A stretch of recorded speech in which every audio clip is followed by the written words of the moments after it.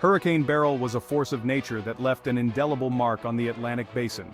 It began as a tropical disturbance off the coast of Africa, but quickly intensified as it moved westward across the warm waters of the tropical Atlantic.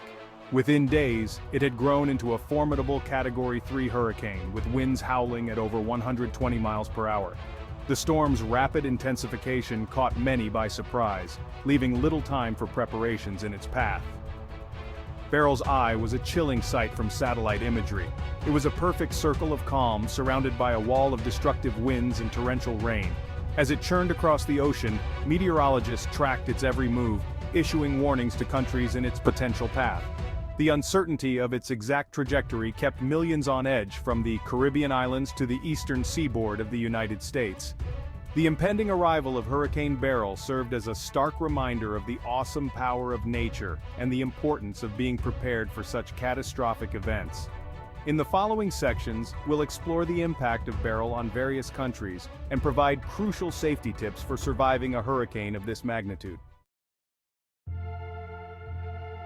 Hurricane Beryl carved a path of destruction across multiple countries in the Caribbean and along the Atlantic coast. The first to feel Beryl's wrath were the Leeward Islands, a chain of small island nations in the eastern Caribbean. Antigua and Barbuda, St. Kitts and Nevis, and the French territories of Guadeloupe and Martinique all lay directly in Beryl's path. These islands, with their vulnerable coastlines and limited resources, bore the brunt of the hurricane's initial landfall. As Beryl continued its westward march, it set its sights on the Greater Antilles. The Dominican Republic and Haiti, sharing the island of Hispaniola, were next in line.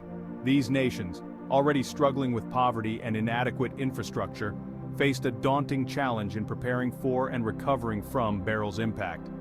Cuba, the largest island in the Caribbean, also found itself in the hurricane's crosshairs, with its northern coast taking a direct hit.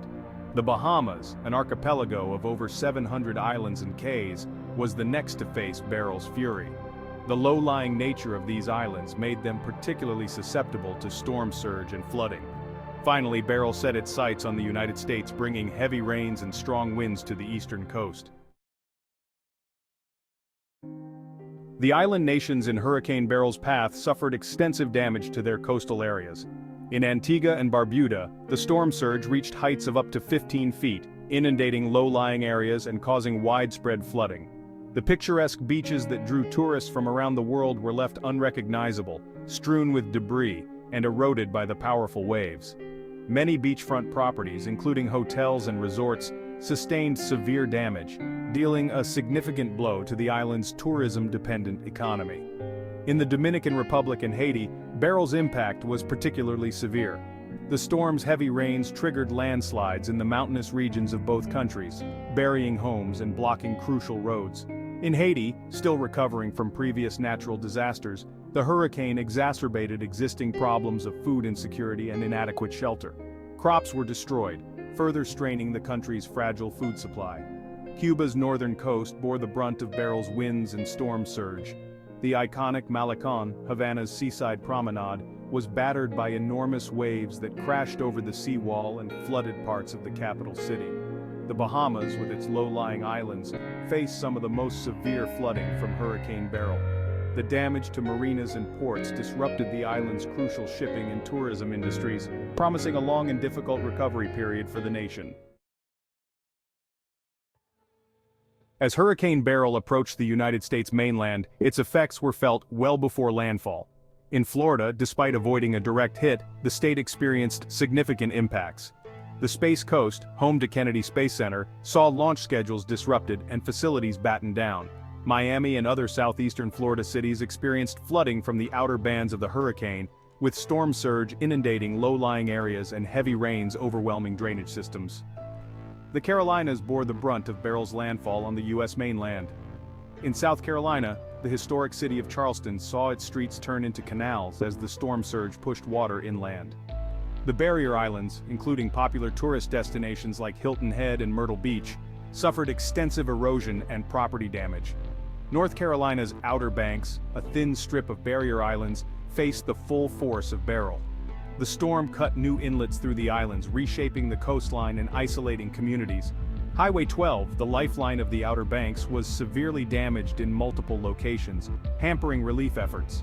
Inland, the heavy rains caused rivers to swell, leading to widespread flooding in cities like New Bern and Wilmington. Even as Beryl weakened to a tropical storm, its effects continued to be felt further north. In Virginia, the Hampton Roads area experienced significant tidal flooding, with the Chesapeake Bay Bridge Tunnel closing due to high winds. Preparing for a hurricane like Beryl is crucial for survival and minimizing damage. The first step is to stay informed. Keep a close eye on weather reports and official announcements. Know your area's evacuation routes and shelter locations. If you live in a mandatory evacuation zone, don't hesitate. Leave as soon as the order is given. Create a family communication plan. Decide how you'll contact one another and where you'll meet if you're separated during the storm. Prepare your home well in advance of the hurricane's arrival. Start by clearing your yard of any loose items that could become projectiles in high winds. If you have storm shutters, make sure they're in good working order. If not, consider purchasing plywood to board up windows and doors. Gather vital records such as birth certificates, passports, insurance policies, and medical records. Store these in a waterproof container. Remember, thorough preparation can make a significant difference in how well you weather the storm and recover afterwards. It's also a good idea to take photos or videos of your property for insurance purposes before the storm hits. This documentation can be invaluable when filing claims for storm damage. Section 6. Battening down the hatches, securing your home. Securing your home against a hurricane like Beryl requires thorough preparation and attention to detail. Inspect your roof for loose or damaged shingles and have them repaired or replaced. Check the seals around windows and doors, and caulk any gaps to prevent water intrusion. For windows and doors, storm shutters are your best defense. If you don't have permanent shutters, plywood is an effective alternative. For sliding glass doors or large picture windows, consider installing hurricane fabric, which is lighter and easier to handle than plywood, but still provides effective protection. Don't forget about your garage door. It's often the largest and weakest opening in a home. Consider installing a hurricane brace to reinforce it against high winds. For added protection, you can install impact-resistant windows, which are designed to withstand high winds and flying objects. Inside your home, move valuable items to higher ground if you're in a flood-prone area. Elevate furniture if possible, and move electronics and important documents to upper floors or high shelves. Lastly, identify a safe room in your house where you can shelter during the worst of the storm. This should be an interior room on the lowest floor, away from windows. Stock this room with emergency supplies including water, non-perishable food, flashlights, and a battery-powered radio. By taking these steps, you'll significantly increase your home's chances of weathering Hurricane Beryl with minimal damage. Building your hurricane emergency kit. A well-stocked emergency kit is essential for surviving Hurricane Beryl. Start with water, 1 gallon per person per day, for at least 3 days. Focus on non-perishable food items like canned goods and energy bars. Don't forget a manual can opener. Pack a first aid kit with essentials and prescription medications. Include personal hygiene items like toilet paper and moist towelettes. Communication and lighting are crucial. Include a battery-powered radio and flashlights with extra batteries. Keep important documents in a waterproof container. Include cash and small bills, as ATMs may not work after the storm. By assembling a comprehensive kit, you'll be prepared for Hurricane Beryl. Section 8. When Beryl strikes, surviving during the hurricane. As Hurricane Beryl makes landfall, your priority should be staying safe indoors.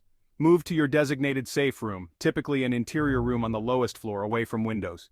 Bring your emergency kit, important documents, and a battery-powered radio. Stay tuned to local news or NOAA weather radio for updates on the storm's progress. During the storm, keep away from windows, skylights, and glass doors. The biggest danger comes from flying debris that can break through these openings.